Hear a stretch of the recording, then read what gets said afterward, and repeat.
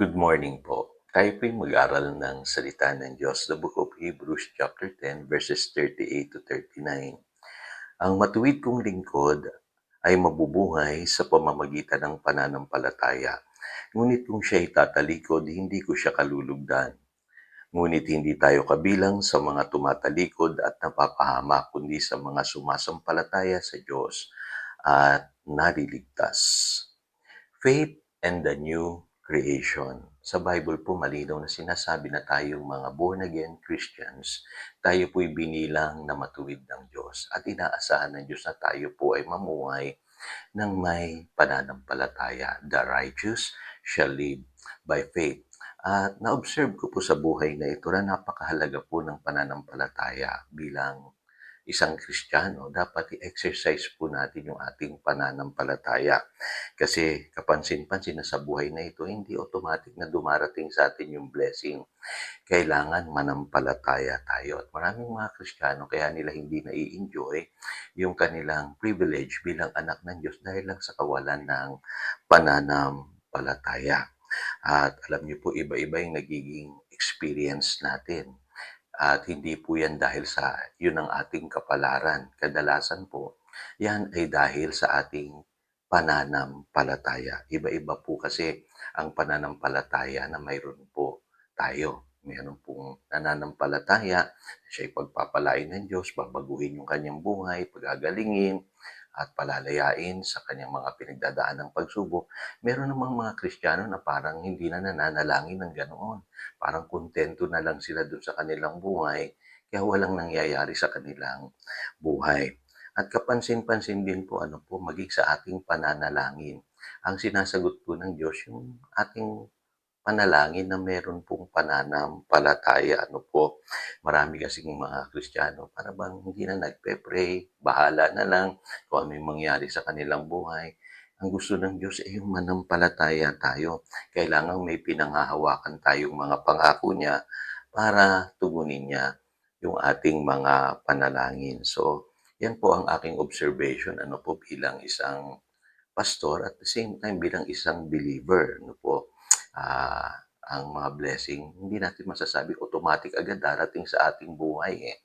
Kasi kahit sabihin mo na ikaw ay child of God, pero kung hindi ka nananampalataya na ikaw ay magkakaroon ng magandang trabaho, na ikaw ay bubuksan ng Diyos ng panibagong oportunidad, walang mangyayari sa iyong buhay. At maraming mga Christians hanggang ngayon, in bondage pa rin sa mga problema ng buhay. At maraming mga Christians akong nakikita na hindi nagpe-pray. Kaya walang nangyayari po sa kanilang buhay. Pero may mga nakikita naman ako na dahil sila'y nanampalataya na ang Diyos babaguhin ang kanilang buhay, pagagalingin sila, iaangat yung kanilang buhay, may nangyayari sa kanilang buhay. Kaya nakasalalay pong lahat sa ating pananampalataya. Malinaw, ang Christian life is by faith from first to last. Yun ang sinasabi ng Romans chapter 1 verse 17. Sapagkat ipinapakita ng magandang balita kung paano ginagawang matuwid ng Diyos ang isang tao. At ito'y sa pamamagitan ng pananampalataya, buhat sa simula hanggang sa wakas. Tulad ng sinasabi sa kasulatan, ang itinuring na matuwid ng Diyos sa pamamagitan ng pananampalataya ay mabubuhay. So from first to last, ganun daw po ang dapat na Christian experience natin by faith from first to last. At makikita nyo po the only way that we can please God is through faith. Yung po sinasabi ng Hebrews 11:6. Kung di tayo sumasampalataya sa Diyos, hindi natin siya mabibigyang kaluguran. Sapagkat ang sino mang lumalapit sa Diyos ay dapat sumampalatayang may Diyos na nagbibigay ng gantimpala sa mga nananalig sa Kanya. So, ang linaw-linaw po, na ang Diyos, tinitignan niya yung ating pananampalataya. Nalulugod siya kung tayo po ay may pananampalataya.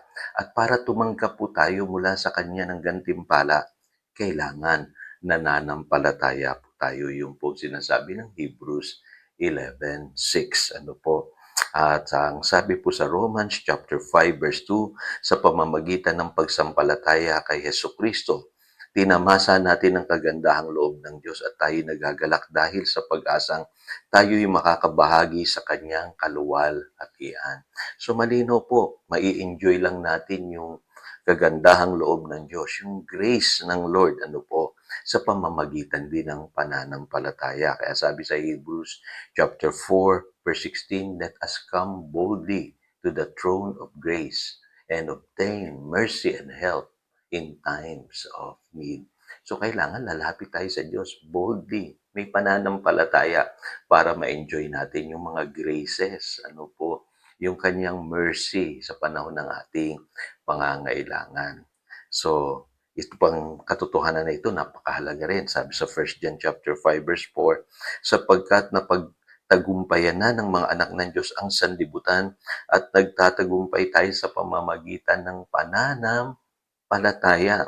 So, victory comes by faith. Nagtatagumpay lamang tayo sa buhay na ito kung tayo po'y nananampalataya. Kaya pansinin niyo, no, iba-iba yung ating Christian experience. Meron laging talunan, pero yung nananampalataya, nagtatagumpayan, kapatid. Kaya napakahalaga ng pananampalataya. So bilang mga anak ng Diyos, ano po, tayo naligtas na. Pero dapat tayo mamuhay pa rin ng may pananampalataya from first to last. Tayo po'y manalangin. Dakilang Diyos, salamat po sa pag-aaral na ito. At ngayon alam na namin ang kahalagahan ng pananampalataya.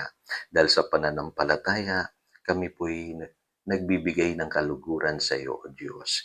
At kami tumatanggap ng gantimpala mula sa iyo. At nai-enjoy namin yung iyong masaganang biyaya at habag dahil sa pananampalataya. Higit sa lahat kami nagtatagumpay sa buhay na ito dahil sa pananampalataya. Salamat, Panginoon, sa pananampalataya na ipinamumuhay namin ngayon na nagmula rin sa iyo sa pakikinig at pakikinig namin ng iyong mga salita. Turuan mo pa kami, Panginoong manampalatayang lubos. Salamat po. Yan ang aming panalangin. In Jesus' name we pray. Amen.